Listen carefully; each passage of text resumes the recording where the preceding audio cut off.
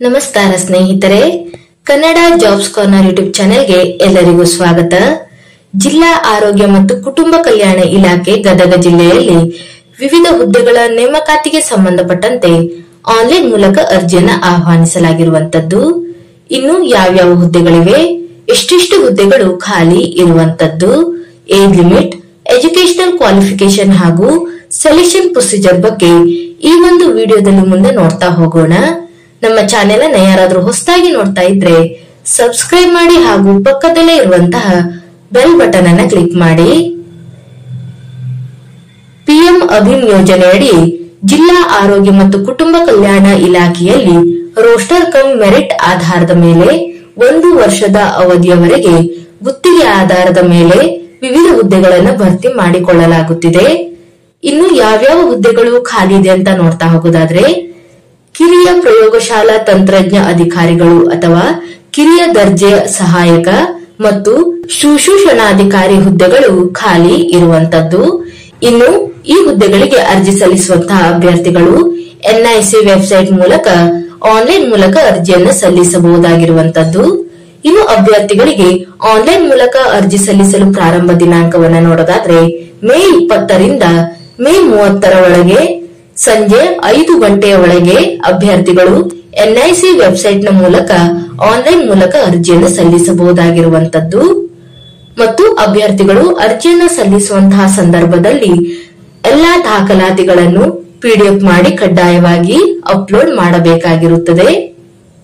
ಇನ್ನು ಯಾವ್ಯಾವ ಹುದ್ದೆಗಳು ಖಾಲಿ ಇದೆ ಹಾಗೂ ಹುದ್ದೆಗಳಿಗೆ ಸಂಬಂಧಪಟ್ಟಂತೆ ಎಜುಕೇಶನಲ್ ಕ್ವಾಲಿಫಿಕೇಶನ್ ಹಾಗೂ ವಯೋಮಿತಿಯ ಬಗ್ಗೆ ನೋಡ್ತಾ ಹೋಗೋದಾದ್ರೆ, ಮೊದಲನೆಯದಾಗಿ ಪ್ರಯೋಗಶಾಲಾ ತಂತ್ರಜ್ಞರು ಅಥವಾ ಕಿರಿಯ ದರ್ಜೆ ಸಹಾಯಕರು ಈ ಒಂದು ಹುದ್ದೆಗಳಿಗೆ ಸಂಬಂಧಪಟ್ಟಂತೆ ಎಜುಕೇಶನಲ್ ಕ್ವಾಲಿಫಿಕೇಶನ್ ಬಗ್ಗೆ ನೋಡ್ತಾ ಹೋಗೋದಾದ್ರೆ, ಎಸ್ಎಸ್ಎಲ್ಸಿ ಪಾಸ್ ಆದಂತಹ ಅಭ್ಯರ್ಥಿಗಳು ಈ ಒಂದು ಹುದ್ದೆಗಳಿಗೆ ಅರ್ಜಿಯನ್ನು ಸಲ್ಲಿಸಬಹುದು ಅಥವಾ ತತ್ಸಮಾನ ಪರೀಕ್ಷೆಯಲ್ಲಿ ತೇರ್ಗಡೆಯಾಗಿರಬೇಕು.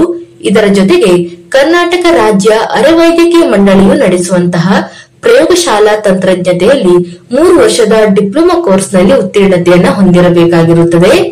ಅಥವಾ ಇನ್ನೂ ಒಂದು ಕ್ವಾಲಿಫಿಕೇಶನ್ ಅನ್ನು ಸಹ ನೀಡಿರುವಂತದ್ದು, ಪಿಯುಸಿಯಲ್ಲಿ ವಿಜ್ಞಾನ ವಿಷಯದಲ್ಲಿ ತೇರ್ಗಡೆಯಾಗಿರುವಂತಹ ಅಭ್ಯರ್ಥಿಗಳು ಸಹ ಈ ಒಂದು ಹುದ್ದೆಗಳಿಗೆ ಅರ್ಜಿಯನ್ನು ಸಲ್ಲಿಸಬಹುದು. ಇದರ ಜೊತೆಗೆ ಕರ್ನಾಟಕ ರಾಜ್ಯ ಅರೆವೈದ್ಯಕೀಯ ಮಂಡಳಿಯು ನಡೆಸುವಂತಹ 2 ವರ್ಷಗಳ ಪ್ರಯೋಗಶಾಲಾ ತಂತ್ರಜ್ಞರ ತರಬೇತಿಯನ್ನು ಪಡೆದಿರಬೇಕಾಗಿರುತ್ತದೆ. ಇದರ ಜೊತೆಗೆ ಪ್ರಯೋಗಶಾಲಾ ತಂತ್ರಜ್ಞರು ಕಡ್ಡಾಯವಾಗಿ ಕರ್ನಾಟಕ ರಾಜ್ಯ ಅರೆವೈದ್ಯಕೀಯ ಮಂಡಳಿಯಲ್ಲಿ ನೋಂದಣಿಯನ್ನ ಆಗಿರಬೇಕಾಗಿರುವಂತದ್ದು. ಇನ್ನು ಎಷ್ಟು ಹುದ್ದೆಗಳು ಖಾಲಿ ಇದೆ ಅಂತ ನೋಡ್ತಾ ಹೋಗೋದಾದ್ರೆ, ಒಟ್ಟು 11 ಹುದ್ದೆಗಳು ಖಾಲಿ ಇರುವಂತದ್ದು. ಗರಿಷ್ಠ 45 ವರ್ಷದ ಒಳಗಿನ ಎಲ್ಲಾ ಅಭ್ಯರ್ಥಿಗಳು ಈ ಒಂದು ಹುದ್ದೆಗಳಿಗೆ ಅರ್ಜಿಯನ್ನು ಸಲ್ಲಿಸಬಹುದಾಗಿರುವಂತದ್ದು. ಇನ್ನು ಎರಡನೆಯದಾಗಿ ನರ್ಸಿಂಗ್ ಆಫೀಸರ್ ಈ ಒಂದು ಹುದ್ದೆಗಳಿಗೆ ನೋಡೋದಾದ್ರೆ, ಬಿಎಸ್ಸಿ ನರ್ಸಿಂಗ್ ಆದಂತಹ ಅಭ್ಯರ್ಥಿಗಳು ಅರ್ಜಿಯನ್ನು ಸಲ್ಲಿಸಬಹುದು ಅಥವಾ ಪೋಸ್ಟ್ ಸರ್ಟಿಫೈಡ್ ಬಿಎಸ್ಸಿ ನರ್ಸಿಂಗ್ ಅಥವಾ ಡಿಪ್ಲೊಮಾ ಇನ್ ನರ್ಸಿಂಗ್ ಆದಂತಹ ಅಭ್ಯರ್ಥಿಗಳು ಸಹ ಅರ್ಜಿಯನ್ನು ಸಲ್ಲಿಸಬಹುದಾಗಿರುತ್ತದೆ. ಇದರ ಜೊತೆಗೆ ಕರ್ನಾಟಕ ರಾಜ್ಯ ನರ್ಸಿಂಗ್ ಮಂಡಳಿಯಲ್ಲಿ ನೋಂದಣಿ ಆಗಿರಬೇಕು. ಇನ್ನು ಎಷ್ಟೆಷ್ಟು ಹುದ್ದೆಗಳು ಖಾಲಿ ಇದೆ ಅಂತ ನೋಡೋದಾದ್ರೆ, ಒಟ್ಟು 11 ಹುದ್ದೆಗಳು ಖಾಲಿ ಇರುವಂತದ್ದು. ಗರಿಷ್ಠ 45 ವರ್ಷದ ಒಳಗಿನ ಎಲ್ಲಾ ಅಭ್ಯರ್ಥಿಗಳು ಈ ಒಂದು ಹುದ್ದೆಗಳಿಗೆ ಅರ್ಜಿಯನ್ನು ಸಲ್ಲಿಸಬಹುದಾಗಿರುತ್ತವೆ. ಇವಿಷ್ಟು ಜಿಲ್ಲಾ ಆರೋಗ್ಯ ಮತ್ತು ಕುಟುಂಬ ಕಲ್ಯಾಣ ಇಲಾಖೆ ಗದಗದಲ್ಲಿ ಕರೆದಿರುವಂತಹ ವಿವಿಧ ಹುದ್ದೆಗಳ ನೇಮಕಾತಿಗೆ ಸಂಬಂಧಪಟ್ಟಂತಹ ಮಾಹಿತಿಯಾಗಿರುವಂತದ್ದು. ಈ ಒಂದು ವಿಡಿಯೋ ನಿಮಗೆ ಇಷ್ಟವಾಗಿದ್ದಲ್ಲಿ ಒಂದು ಲೈಕ್ ಮಾಡಿ, ಶೇರ್ ಮಾಡಿ ಹಾಗೂ ಸಬ್ಸ್ಕ್ರೈಬ್ ಮಾಡಿ.